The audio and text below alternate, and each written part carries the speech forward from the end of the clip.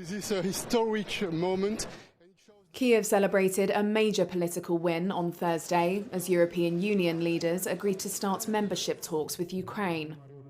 But the bloc could not agree on a $55 billion package of financial aid for the war-torn nation due to opposition from Hungary. Hungarian Prime Minister Viktor Orbán, who maintains close ties with Russia, vetoed the monetary support for Kyiv, warning he could still halt its accession. Hungary bears no responsibility for this. We can halt this process later on, and if needed, we will pull on the brakes, and the ultimate decision will be made by the Hungarian parliament. He added it was necessary for him to block the aid if Hungary is to get the funds it wants from the EU budget.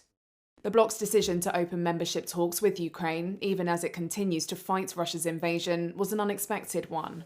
Other leaders bypassed objections from Orbán by getting him to leave the room, while the remaining states voted to start accession negotiations. Approving a major decision in this way is unheard of in Brussels.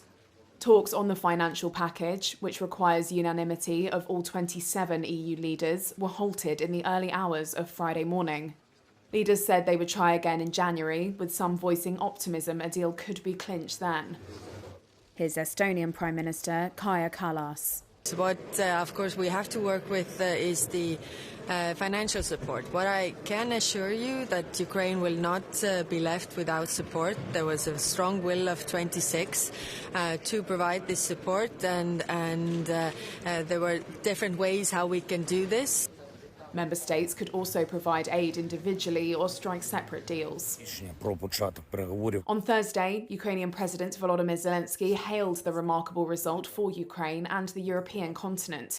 History is made by those who don't get tired of fighting for freedom, he added in a social media post. For Ukraine, the talks themselves are likely to take years, but the decision is one step closer to its long-term strategic goal of anchoring itself in the West and liberating itself from Moscow's orbit.